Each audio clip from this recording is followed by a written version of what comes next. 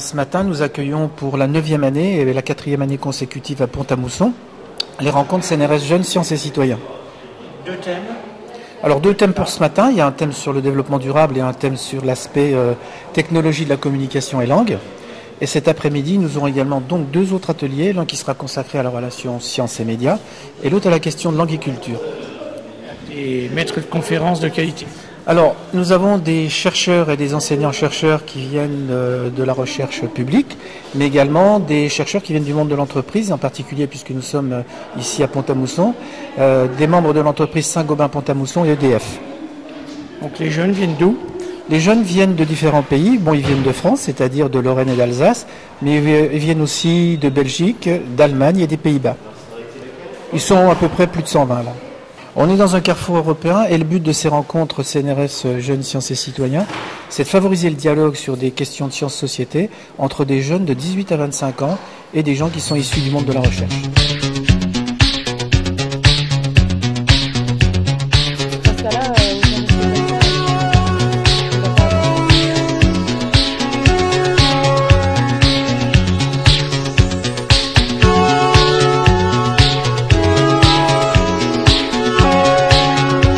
Parce que l'homme a des valeurs, encore une fois je reviens sur ces valeurs, de liberté, de responsabilité, donc le développement peut être durable.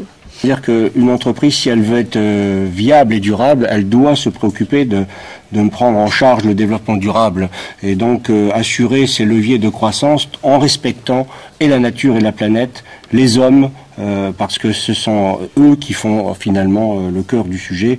Une entreprise sans des hommes investis dans le développement durable, ça ne fonctionne pas. Si les hommes et les femmes qui sont impliqués dans son fonctionnement ne prennent pas en compte l'ensemble des sujets dont on a parlé ce matin, elle ne sera pas durable. Elle ne durera pas, elle finira par mourir. Donc de base, le développement durable, il est intégré par les acteurs économiques et notamment les entreprises. Le plus difficile, c'est en tant que citoyen, en tant qu'individu, d'avoir conscience qu'on a une responsabilité quand on vote, quand on consomme, quand on a un mode de vie qui est celui qu'on a aujourd'hui, et qu'est-ce qu'on veut faire pour le faire évoluer en actionnant les bons leviers par rapport à ce qu'on achète, etc. Il y a un thème pour le développement durable qu'on n'a pas abordé, on n'a pas eu le temps, c'est le principe de précaution. Cela consiste à prendre des mesures avant d'avoir des certitudes scientifiques, et cela dans le but de protéger, de conserver les acquis du développement durable. Ce sera ma conclusion. C'est vous qui allez rendre le développement durable. À l'heure actuelle, on est dans une période où on définit des normes, on essaie de définir ce que c'est que la durabilité. Je pense qu'on en est encore au début. Et quelque part, c'est vous qui allez être vraiment les acteurs de demain, mais vraiment extrêmement ancrés dans les questions de développement et de durabilité. À vous de construire la durabilité du développement. Je serais assez optimiste parce que suite aux échanges qu'on a pu avoir ce matin et à la qualité des questionnements que vous avez fait ressortir de vos réflexions, je pense qu'on peut être clairement optimiste sur cette notion de développement durable et l'intégration, en tout cas, dans les mentalités européennes, parce que ça couvre quand même plusieurs pays ici. Et puis la question qu'on peut se poser, qui est la question que vous avez fait émerger presque tout le temps, c'est cette notion de savoir si ce développement durable, il pourra s'auto-réguler quelque part, ou si au contraire, il faut mettre en place des réglementations qui soient des réglementations un peu dirigistes au niveau des États pour orienter nos choix pour aller vers un développement qui soit le plus durable possible. Et donc ça, ce sont des choix politiques, mais qui reposent directement sur les connaissances des individus qui constituent cette société, et ce qui met en avant, encore une fois, le besoin d'éducation, qui est un besoin fondamental pour aller vers un développement qui soit vraiment durable.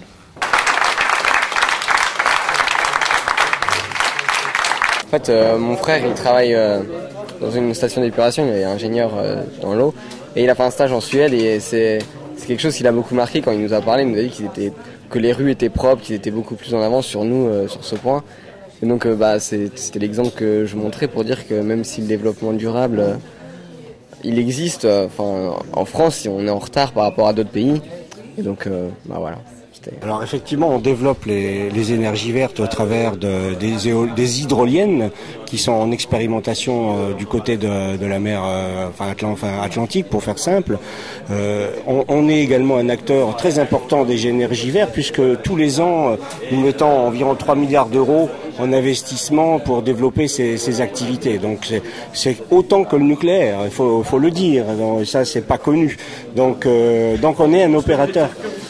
Eh ben non, parce que clairement aujourd'hui on a fait le choix d'être à la fois bien sûr sur le nucléaire parce qu'on considère que c'est un choix extrêmement important pour la France, pour son indépendance énergétique, ses coûts, etc. Mais on a également mis les mêmes efforts sur les énergies renouvelables, pour ne citer que les hydroliennes, les éoliennes, le solaire également, mais avec une notion quand même, je dirais, de développer des énergies qui n'aient pas des impacts négatifs. Parce que quand on parle du solaire, il faut bien prendre en compte que le solaire, il y a du bon solaire et il y a du moins bon solaire. Et que quand on a du solaire qui est fabriqué dans des pays avec des enfants qui travaillent dessus, ou qui polluent, etc., pour l'emmener jusque sur les terrains où ils sont installés, c'est pas obligatoirement un bon choix. Aujourd'hui, les calculs montrent que pour rentabiliser sur le plan du rejet CO2 un panneau solaire, il faut qu'il fonctionne au moins 7 ans avant de rembourser la dette carbone qu'il a générée pour sa création et son transport. C'est pas obligatoirement un très bon choix. Voilà, donc en termes d'équilibre entre les investissements nucléaires et verts, pour dire les choses. Et puis on continue à développer l'hydraulique également, qui est une source d'énergie renouvelable plutôt propre, on va le dire comme ça, et qui est très utilisée en France, puisque ça représente 15 à 16% de l'énergie produite en France.